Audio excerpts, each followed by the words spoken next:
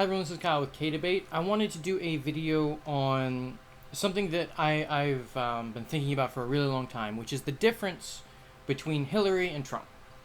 Because I don't like either of them. I think both of them are liars, I think both of them are corrupt, and I think both of them have ideas that I don't agree with.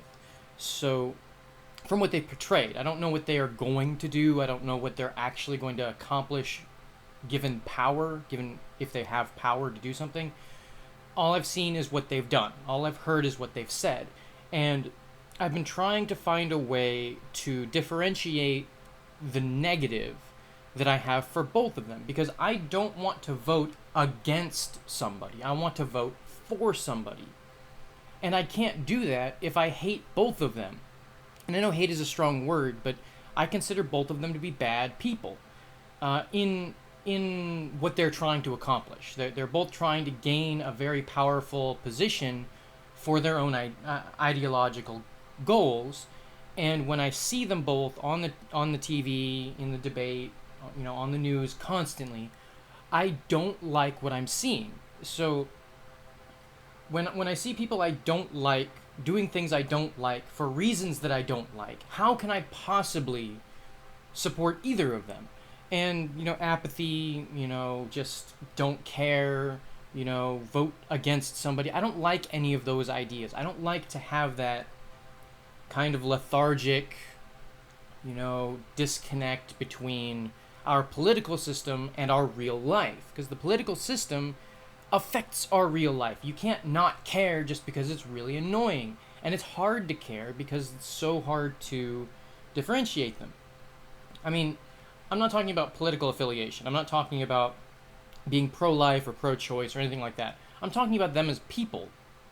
Because when I look at them, I don't like anything either of them are saying besides, here and there, like touch and go.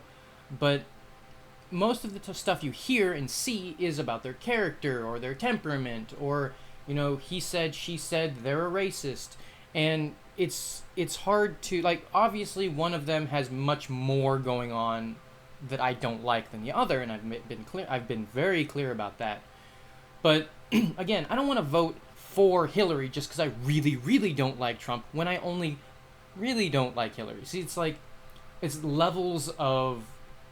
exponential levels of dislike, but I don't like either of them. So how do I do this in my mind? And I saw a post on Facebook of all places that really actually helped me figure out what I was trying to articulate, how I was trying to figure this out. And it was a post, I'm going to paraphrase because I don't remember it exactly, but it was I don't like Hillary, I don't like Trump, but I will be voting for Hillary, and then I will hold her accountable for what she does. And I thought about that for a long time because it resonated with the idea that how I perceive them as people is they're both self-servient. But when put to the fire, when put to scrutiny, Hillary has pushed back but then conceded in the face of scandal, in the face of losing what she has at least the idea that I need to apologize and make it clear that what I did was wrong, though not exactly admit to doing it, which is, again, I don't like that. But at the very least, she apologizes, whether it be a half-hearted one or not. At this point, the bar is so low for both of them, I can't care that much. But at the very least, she has apologized on national television saying, yeah, it happened, I shouldn't have done it, it was wrong, can we please talk about something else for a while? And obviously, deflections, obviously there is stuff there that needs to be addressed further, but at the very least, she admitted that something was wrong, and that something happened, and it took way too much effort to get her to do that. I agree, it's not good, but see, that's how low the bar is for her. Trump doesn't admit when he does something wrong. He says it didn't happen, or he tries to spin it so that what he did say or what he meant or what he should have said, or how people should have responded to what he said. He has continuously, through his entire campaign, blamed other people. Like, if he did something good, or if something unrelated to him that happened that was good, he takes credit for it. But if something bad happens, he wasn't involved. He either wasn't to blame because it was an outside influence, he couldn't have known, therefore he is already unblamable because anyone would have made this mistake, or it's somebody else's fault, like directly, even if he did it. And that bothers me so much. He is one of the main birther movement propagandist people. He was one of the main ones. And he blames the Clinton Foundation, or not the Clinton Foundation, sorry, the Clinton campaign, the people supporting Hillary Clinton. I misworded it a moment ago. He blames them for starting it, for propagating it, and for not doing enough, which really messes with my mind, because he claims credit for ending the birther movement by getting Obama to give in his birth certificate, but then also blames the Clintons for pushing it in the first place, which is completely on the opposite side of both arguments. You either didn't believe he was an American, or you wanted him to be an American, or you didn't want him to be an American so somebody else could take over. It was a very strange couple of weeks in that regard. I mean, it was like a decade, but it was like, no, not a decade, it was like 5 years, but that's a long time. And it was the strangest, most backwards way of taking credit for accusing him of not, and putting his feet to the fire to prove he was an American citizen, but also saying you weren't involved in the process to begin with. I'm not racist, they're racist, but I was the one that pushed him further than they did, and they didn't actually push him at all. It was this weird thing, and he has done it several times. That's just one of the clear ones. Like, that's the one that you can look up every single thing he said. He was very public about it. He was very open about Obama either is a Muslim, he's not an American, he wasn't born here, or he was born here but he still supports radical terrorism because he won't say radical Islam. Maybe he knows more than anyone else. And these things all put, like, individually, you can say, maybe he didn't mean that, or that's being blown out of proportion, or this isn't how he meant it. It's being misinterpreted and stuff like that. But 5 years of that, like, not once, not a couple of times. That was one of the main things he did. And then at the end of it, he said, why are we still talking about this? I don't want to talk about this. This isn't even news. Of course he's an American citizen.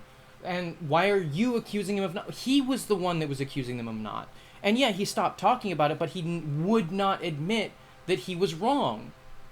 And this is the accountability thing that I'm trying to get understood in my own mind, and wording it in this way is trying to get it so that I can get this information out of my head onto paper or video or however you want to word it. He has continuously said things like that, not just about Obama, but about Hillary, insulting her credibility by lying. And then when he's told that's not true, he's like, well, maybe it is, maybe it's not, you can't really prove it. Or saying he never said something to begin with, and his supporters do the same thing. Like, the people that are his surrogates, the people that represent him, are doing the same thing. And they're saying he didn't mean it, he didn't say it, he didn't, like, all of these things. But then the news will post them saying that, and then him actually saying it. Like, him saying, I never said that, and then him saying it in video.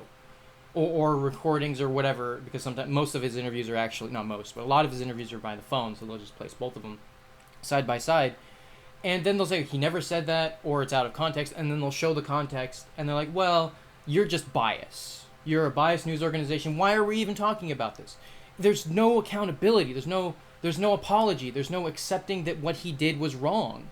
And that is the difference. Hillary, it takes way too much effort to do, but eventually she'll do it. Trump won't. He will never do it. He has never admitted to something that has been proven 100 times over that he did do, and it was wrong. And that's usually really hard to do. It's usually incredibly hard to not only prove that somebody said or did or meant something, and prove that whatever their intent was malevolent. Sorry, Disney on the mind. But when you have that, they have to apologize. There is no alternative.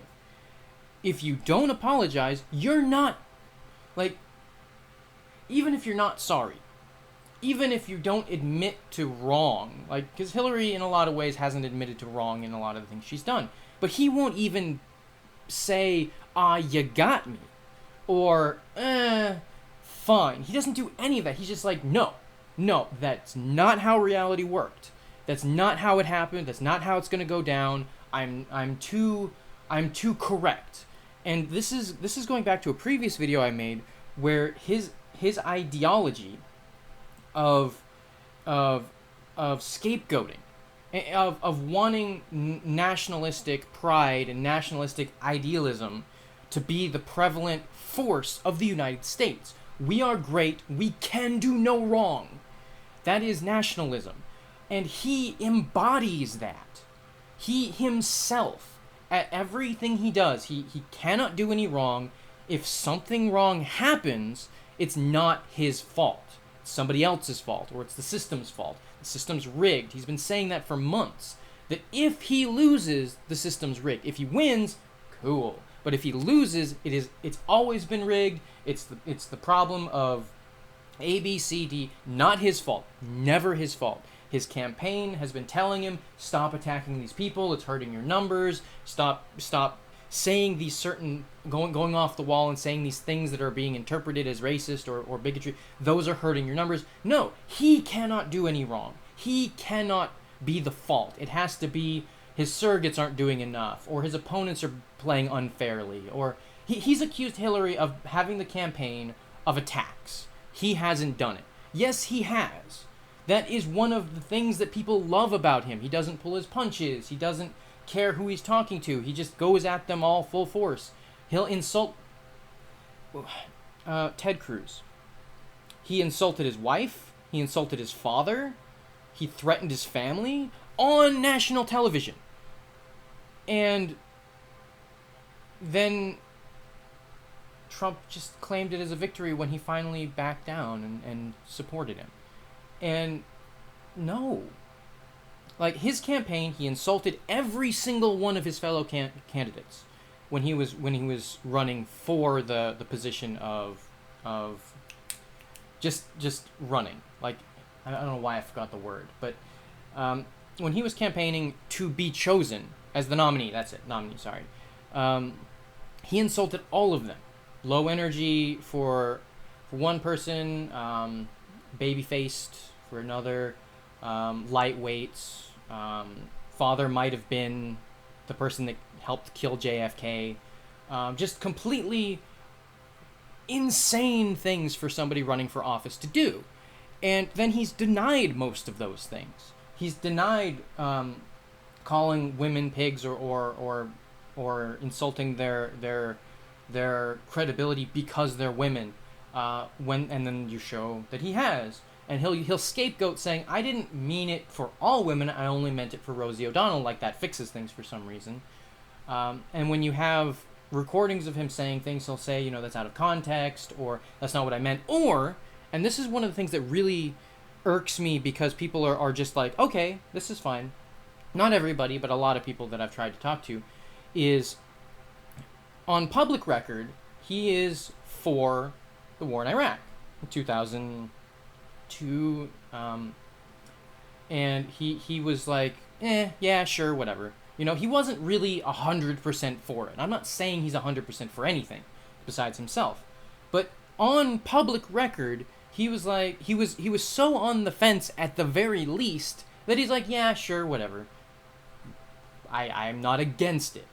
And he kind of said he was for it, and then he said, apparently, like, this is now, like 2016, now he says immediately he has always been against it since before the war, and he has evidence of a conversation he had in private that was apparently very heated, and who he has never mentioned before, and who that person has backed him up on it, but that person is one of his surrogates, so it doesn't make it.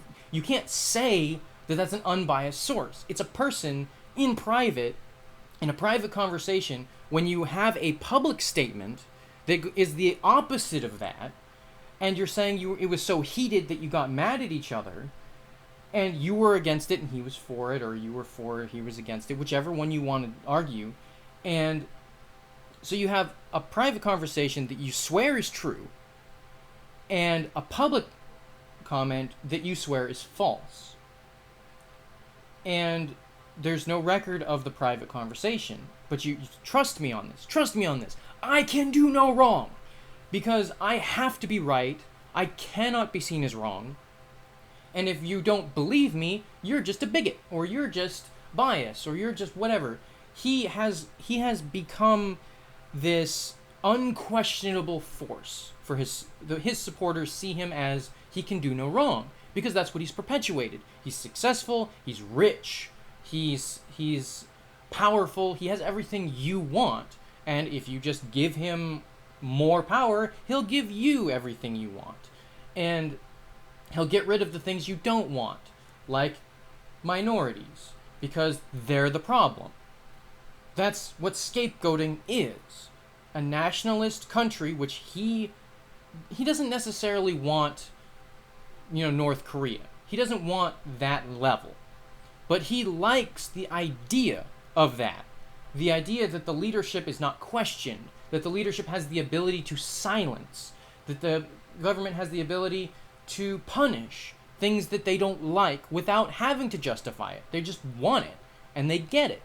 That's what he's commented about Vladimir Putin. He's a much more successful leader because he doesn't get bogged down by all of these things that he's get bogged down by. And Trump doesn't want it to be, so he's going to try to change it. So that our leader, as long as they agree with Trump, if they're not for Trump, he doesn't want them to have the power. But if Trump has it, he definitely wants to have the power. So he likes Vladimir Putin because Putin gets things done. Doesn't matter what he gets done. Doesn't matter that he literally executes people that disagree with him, kills people, makes people disappear. He doesn't care about any of that. That stuff's not important to him. He just wants to have that kind of power in case something comes up that he needs to use it. And it's really, really, really scary. So I look at these nationalistic ideas. He will not allow himself to be fact-checked. He will not allow other people to question what he does. And, well, Hillary fights it, and I'm going to reiterate this again. I think she is a terrible person.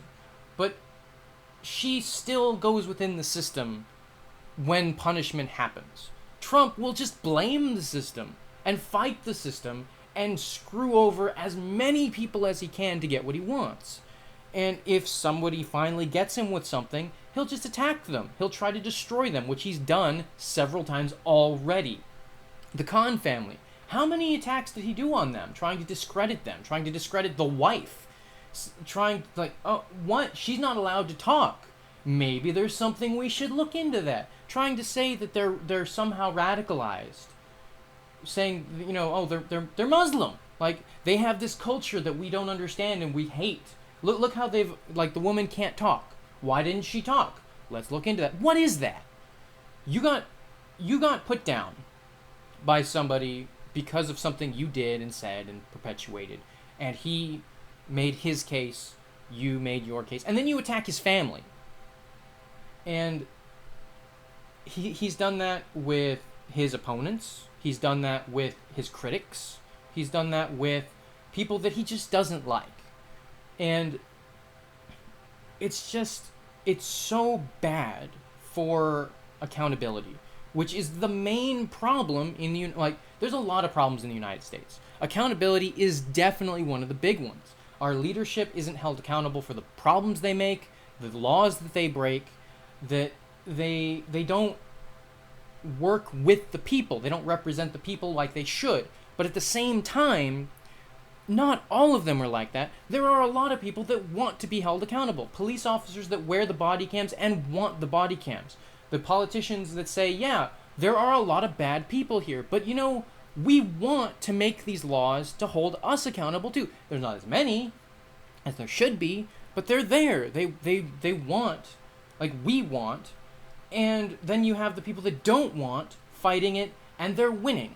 The people that don't want accountability are winning. And Trump is just another one of those. They're going to, if they get caught, smoke screens, blame games, scapegoat, and they will fight tooth and nail. And Hillary's done it too. Not denying that. She has scapegoats. She has stuff that's in her closet that nobody knows about. And I find that troubling, and that's why I don't support her.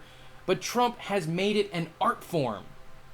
His entire campaign is based off of that. It's the Mexicans, it's the Muslims, it's the reason the blacks are having so much problem being represented equally is because they're criminals. And they need more policing to protect them from themselves. And it's not endemic racism. It's not that they're being marginalized by people. It's not that the laws are unfairly pushed against them. It's not the fault of the criminal justice system that unequally, puts them in jail for longer amounts of time. That the rich people drugs versus the poor people drugs have a significantly lower rate of time spent in jail.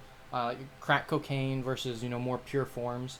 And it's not about any of that. It's not that the laws target the poor or that the taxes for the rich are lower or any of these things that disjoint the rich with the poor or the middle class. It's not any of that. It's your fault and not ours. It's not my fault. It's just all you got to do is do what I do and agree with me and support me, and you'll be great. Even though a lot of the things I've said only really benefit me and people like me. So that's the difference I see. Hillary, corrupt, liar, whatever. I agree, not good, don't support her. Trump won't even admit he's wrong when he is blatantly wrong, when he's hurting people, when his actions can get people killed. He will not admit it's his fault. That's how wars start. That's how people start getting problems with the United States even more than we already have, because we do a lot of stupid things abroad. But he's commented on, and this is something you can just Google. It is very easy to find, where there was a boat that was heckling, insulting another boat. And Trump said if he was on the American boat, he would have blown that boat out of the water. The other one that was heckling them, insulting them, threatening them, and just blew it, killed all of the people on it. And when I think of that, somebody called him out on that, and they said it would have started a war.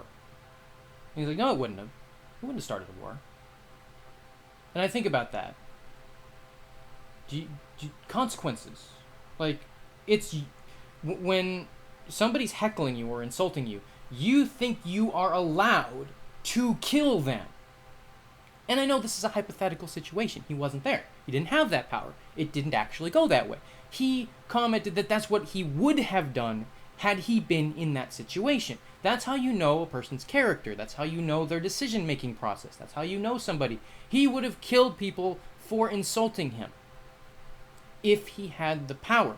That kind of lack of foresight, and then saying that when somebody calls him out on it, that there's no consequence for this. This isn't going to be a bad thing. This is justified. It's right. It's something we should have done. And no, it's not. It's really, really not. And accountability.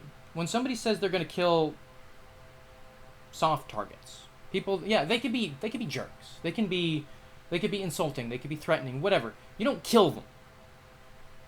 You don't have the legal right. You don't have the moral right. You don't have the civic duty to do it. I mean, what the heck are you talking about? And it's just, I don't understand where this kind of mentality comes from. I know it makes you obscenely successful in in the real world, in the financial world, not caring about consequence, not caring about and not holding yourself accountable for things. It makes it really hard for people to pin things on you, so you get away with more stuff. So yeah, it's very lucrative. It's very successful, or like success oriented about getting money and about screwing people over to get more money. And he's been the best at it, possibly, and that's what his campaign has been about. But why? Like, I don't understand. Like, yeah, you get the biggest car, or you get the most points or whatever. And I know a lot of people, that's their entire life. It's an entire life goal. I've met people like that. They haven't been as successful, but they still screwed me over. And I see all of these things, and I'm just like, does this make you happy? It wouldn't make me happy. That's the problem. Empathy with people that are different is difficult, but empathy with somebody that's evil, like the opposite. Like, I'm not a saint. I'm not without fault. But these people are evil. These people are actually taking things from other people and just saying, I got it. It's mine now. I deserve it. And that's what Trump's doing. Is the ends justify the means. They bothered me. I killed them. That he's made several comments on that line of reasoning. The Vladimir Putin support. The support of, might makes right, that being rich makes you better than some people, that he works harder he's smarter than everybody, he's more capable than everybody. He is literally without fault. And that's how totalitarian dictators see themselves. And if you don't believe that he's a totalitarian dictator, replace him with somebody else and see what he would do in their position. Like, if you had an ability to just swap places with their personalities, would they be different? Maybe a little bit, but not in the ways that matter. They'd still kill people. They'd still, give him the power of, if he could kill journalists, if he just had that power, if the United States was that kind of country, what would he do with it? Somebody criticizes him. What has he done already to journalists or to critics? He's gone after their families, threatened to destroy their credibility or tear their marriages apart. I have dirt on you. I have this bombshell that I'll drop on you if you don't stop. I'll sue you. I'll do this. And it's all about him not taking accountability, him not being held accountable for the things he says. If you criticize him, he'll attack you. And within the law, most of the time, arguably most of the time. But imagine if he didn't have that limitation. If the law was whatever he said, what would he do?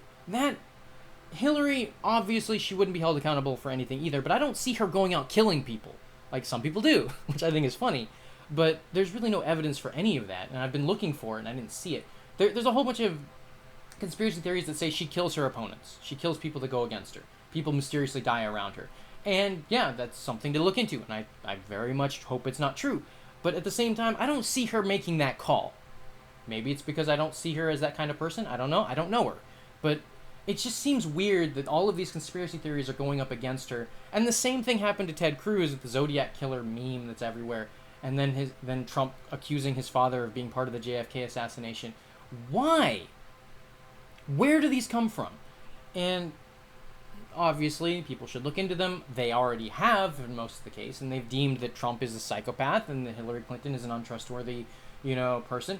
But when I see one and I see the other, this person's going to kill people and then say he didn't do it. That person's going to deny that they did bad things, and then when they get caught and they do everything, they're going to eventually concede. They're not as completely delusional. They're just trying to get their own thing. And I don't like either of them, which I've said so many times. I don't like either of them. But one is so much worse. He wants to kill people. He's said it several times.